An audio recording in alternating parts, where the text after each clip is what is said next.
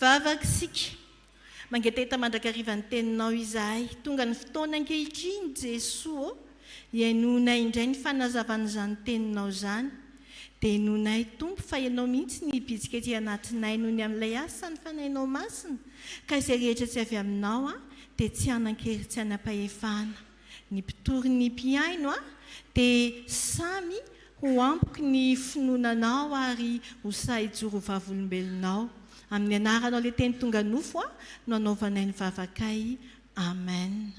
Mahazo toerany anareo ry havako. Anapaka ao am-ponareo mandrakariva ny finoanan'i Jesosy Kristy ilay tompo sy mpamonjy antsika. Anio alahady faharoa ambin'ny folo ny volana janoary 2024 dia alahady izay natokan'ny FJKM Atsimo Mahamasina hitondranam-bavaka ny mpitandrina misotro ronono ary iarabana ihany koa ireo zokiolona. Ao anatin'izany no iarabanantsika rehetra mpianakavin'ny finoana indrindra ny mpitandrina misotro ronono mianakavy sy ireo zokiolona noho ny amin'izao taona vaovao izao dia ho aminareo mandrakariva tokoa ny fiadanan'i Jesosy tompontsika. Ny bokin'ny tantara faharoa toko faharoapolo toko faharoapolo ny andininy fahaenina izay efa novakiana tamintsika teo ihany ry havako no handeha handraisantsika ny toriteny amin'ny tsy anio ity. Tantara faharoa toko faharoapolo ny andininy fahaenina iverenako vakiana mianaran'i Jesosy manao hoe ry Jehovah Andriamanitry ny razanay, tsy ianao va no Andriamanitra ny an-danitra? Eny, ianao no manapaka amin'ny fanjakan'ny jentilisa rehetra ary eo an-tananao ny hery sy ny fahefana ka tsy misy mahasakana anao. Amen. Vavaka izay nataon'i Josafata izy ity ry havako. Rehefa tonga hanafika azy ny firenena manodidina dia tampoka taminy izany fa noho ny amin'ny fahatokiany an'Andriamanitra dia ny fiantsona an'Andriamanitra, ny fiantorahana sy ny vavaka amin'Andriamanitra no nataony voalohany ary izao tsy izy ihany fa ny vahoaka rehetra no nantsoiny hivavaka sy hifadianina. Hitantsika izany teo amin'ny andininy faharoa sy ny fahatelo izay tsy novakiana tamintsika teo. Satria ny fotoana eto dia izao hoe fotoana izay hanafian'ireo firenena jentilisa ny fireneny Joda. Ao anatin'izany dia hahitantsika indrindra ry havako eto hoe inona no tokony ataontsika vahoaka an'Andriamanitra manoloana ny habean'ny fiandrianany. Inona no tokony ataontsika vahoaka an'Andriamanitra manoloana ny habean'ny fiandrianan'Andriamanitra. Izany raha teo ny lohahevitra izay mpanjinitsika amin'ity volana ity. Mianga amin'io andininy fahaenina io dia anankitelo no andeha ho raisitsika. Telo izay tsy azontsika hivalam-parana ihany koa nefa fa handraisantsika lesona fohy ihany. Ny voalohany dia izao hoe ny tokony ataontsika vahoaka an'Andriamanitra dia ny mametraka an'Andriamanitra eo amin'ny toerany ilay Andriamanitra ny an-danitra. Ry Jehovah Andriamanitry ny razanay, tsy ianao va no Andriamanitra ny an-danitra? Ilay Andriamanitra nahary izao tontolo izao, ilay Andriamanitra nifidy ny taranak'Israely, izy no antsoiny sy miantso azy, apetrany eo amin'ny toerana misy azy. Ary izay ny vavaka izay nataon'i Josafata eto rehefa niantso ny vahoaka hifadianina izy sy nanatanteraka izany vavaka izany. Jesosy Kristy dia nampianatra antsika any amin'ny Matthieu 5:1 ny amin'ilay vavaka nampianarin'ny tompo ary dia mametraka an'izany fiandrianan'Andriamanitra izany ihany koa. Ary izany indrindra no tokony hametrahako sy hametrahanao, hametrahantsika vahoaka kristianina. Raha tsy teny afa-tsy isika malagasy isika, ny tokony hametrahantsika an'Andriamanitra eo amin'ny toerany, satria izy ilay mahary. Na ny an-danitra azy Andriamanitra dia mahita sy mijery antsika, ka tokony hatokintsika, atontsika isan'andro, satria izy no manapaka antsika, izy no namonjy antsika tamin'ny alalan'i Jesosy Kristy Tompo. Ry havana malala Josafata dia niantso ny vahoakan'Israely sy ny Joda rehetra mba hanatona an'Andriamanitra. Fa ankehitriny kosa dia tsy izy fa izao sy ianao no antsoina manomboka ao amin'ny tokantrano ilay firenena, ka ny lohan'ny tokantrano no hiantso hitaona ny ankohonany hivavaka. Ary anisan'ny tokantrano kristianina no resantsika, ilay vahoaka nantsoin'Andriamanitra no ametraka an'Andriamanitra eo amin'ny fiandrianany, eo amin'ny toerana maizy azy, dia azo famonjena isika manana ny Jesosy Kristy ilay namonjy sy nanafaka antsika. Apetrao eo amin'ny toerany ary Andriamanitra amin'ny asa izay ataonao, eo anatrihan'ny sarotra izay atrehanao, eny na amin'ny lalana mora azy. Ny faharoa izay tokony hataontsika manaraka eo anatrihan'izany fiandrianan'Andriamanitra izany dia izao hoe matoky ilay fahefana fenin'Andriamanitra. Inona no tokony ataontsika ny faharoa eto? Matoky ilay Andriamanitra manam-pahefana feno.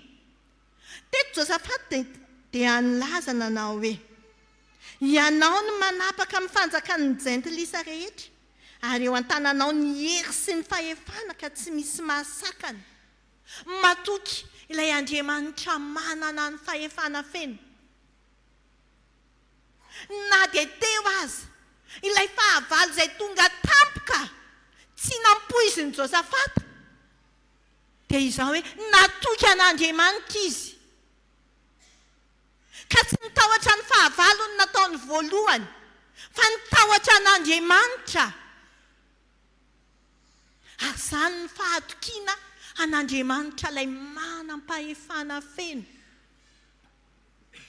Ry havako malala, manahoana tokoa isika eo anatrihan'ny fahavalo, na tsy ataontsika aza hoe jiolahy, mpanamitrano na olona voninkiady. Moa tena matoky an'Andriamanitra ve isika sa mandeha amin'ny herin'ny tenantsika?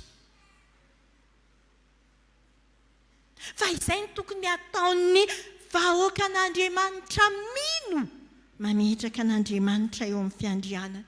Matoky an'Andriamanitra ilay manana ny fahefana feno. Ary izany ny vavaka nataon'i Josafata eto. Ianao no nandroaka ny mponina tamin'ity tany ity hiala teo alohan'ny Israely olonao, ka nanome aza mandrakizay ho an'ny taranaka Abrahama sakaizanao. Tsy nianana izy hoe inona ary no tokony ataoko, fa izao hoe Andriamanitra aloha no natrikiny, izay izy vao hiatrika ny fahavalo. Ary rehefa vakintsika ity toko 20 ity dia hitantsika mihitsy hoe teto Andriamanitra tena niasa ka nampandresy.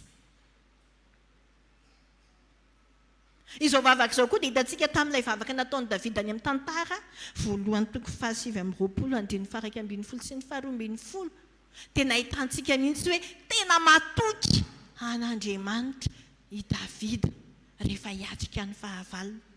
Fa isika rehetra izao ihany koa moa tena mahatoky an'Andriamanitra ve izao sy ianao isika ilay olom-boa vonjiny Kristy mahatoky ny famonjen'i Jesosy a Kristy tokoa ve isika ny vavaka ataontsika andeha apetrakintsika amin'ny fahatokiana sy ny fahatahorana an'Andriamanitra fa ny bokin'ny Hébreux toko 12 teo dia miteny hoe mila mijery an'i Jesosy a Kristy tompon'ny finoantsika isika fa izy ilay manana ny fahefana feno miatrika ady ny fiainantsika ary ady mandrakariva raha mbola ety an-tany ary tsy afaka lazaintsika fa mandresy raha tsy miatrika izany ady izany raha mantsika eto Madagasikara ilay fiainantsika dia izao hoe miakatra isan'andro ny vidim-piainana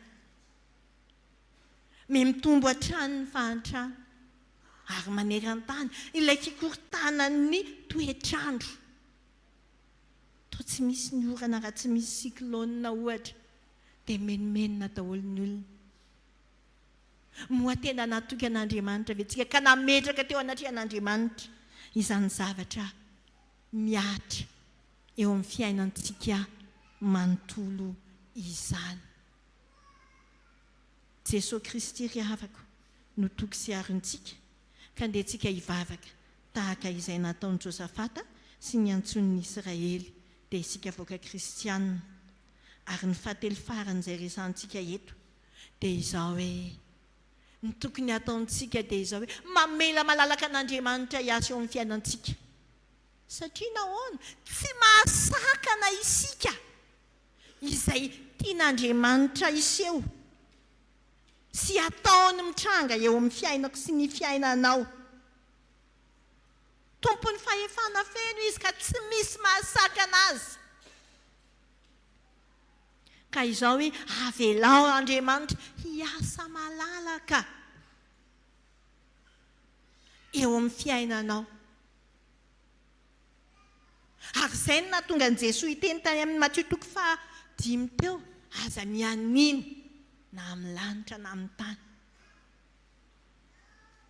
na amin'ny lohanao kory aza fa avelao mihitsy Andriamanitra hiasa malalaka rehefa apetraka ao eo amin'ny toerana izy dia eo amin'ilay fiandrianany dia avelao izy hiasa ny anjaranao ny anjarantsika dia ny manaiky izany fitondran'Andriamanitra izany izao aloha no hitondrako anao dia tanterao iteny tokony ataonao dia ataovy atsy ny tokony aleanao temambehana